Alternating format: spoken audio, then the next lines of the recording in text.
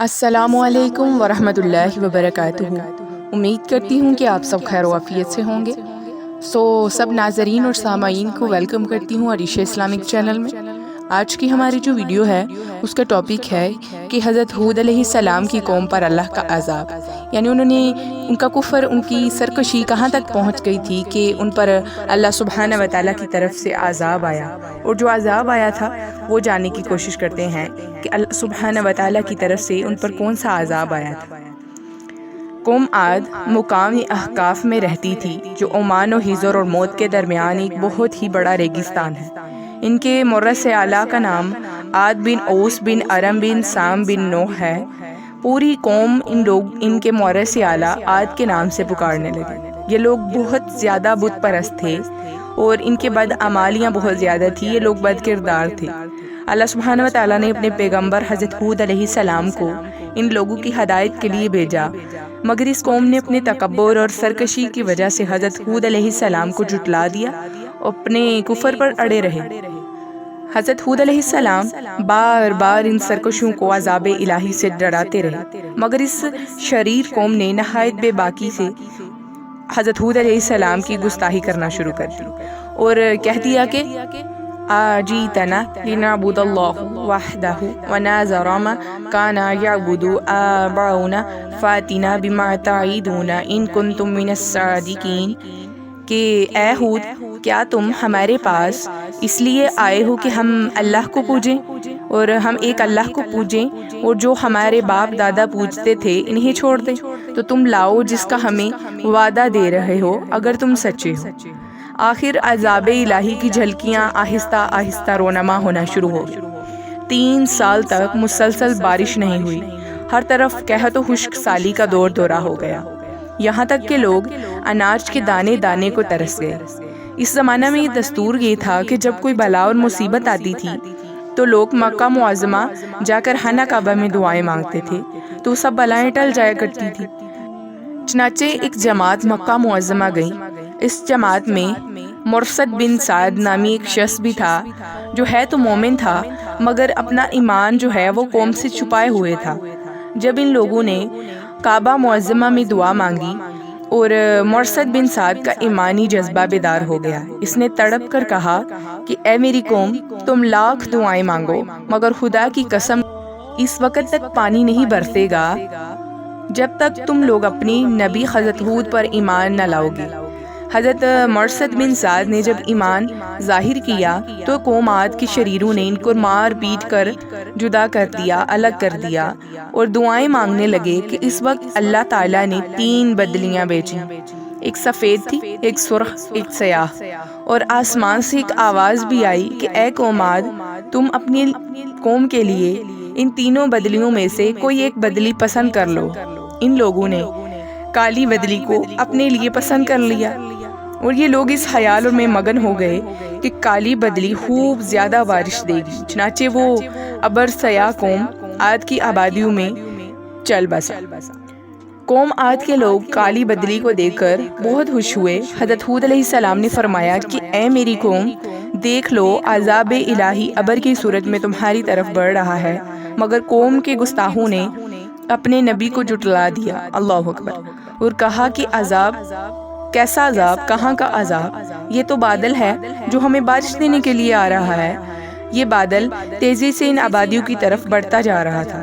ایک دم ناگہاں اس میں سے ایک آندھی آئی، اور یہ جو آندھی تھی اس کی رفتار اتنی تیز تھی کہ یہ درختوں کو جڑوں سے اکھاڑ کر لے جانے لگی۔ یہ دیکھ کر قوم عاد کے لوگ اپنے سنگین محلوں میں داخل ہو کر دروازوں کو بند کر لیا کہ شاید ہم اس سے بچ جائیں گے، مگر آندھی کے جھونکے نہ صرف دروازوں کو اکھاڑ کر لے گئے بلکہ پوری عمارتوں کو جھنجھوڑ کر ان کی اینٹ سے اینٹ بجا دی۔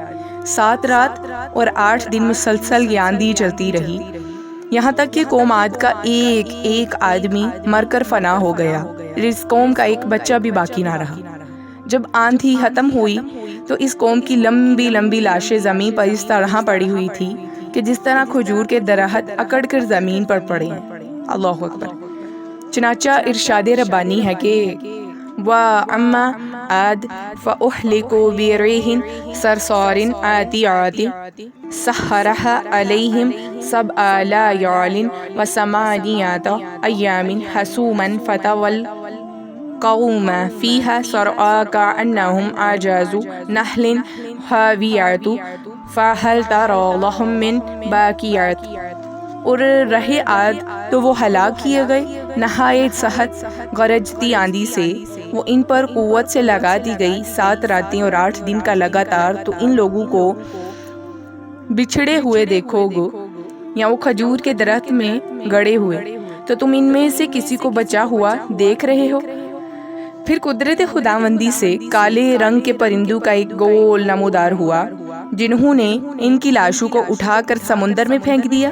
حضرت ہود علیہ السلام نے اس بستی کو چھوڑ دیا اور چند مومنین کو جو کہ ان کے ساتھ ایمان لائے تھے کو ان اپنے ہمراہ لیا اور مکہ مکرمہ تشریف لے گئے۔ آخر زندگی تک بیت اللہ شریف میں عبادت کرتے رہے اور وہیں اپنی زندگی گزاری۔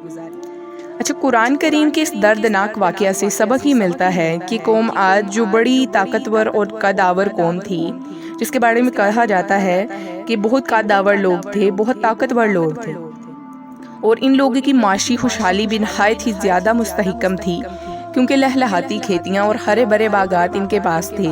پہاڑوں کو تراش تراش کر ان لوگوں نے گرمیوں اور سردیوں کے لیے الگ الگ محلات تعمیر کیے تھے، اور ان لوگوں کو اپنی کثرت اور طاقت پر بڑا اعتماد اور اپنے تمول اور سامان عیش و عشرت پر بڑا ناز تھا۔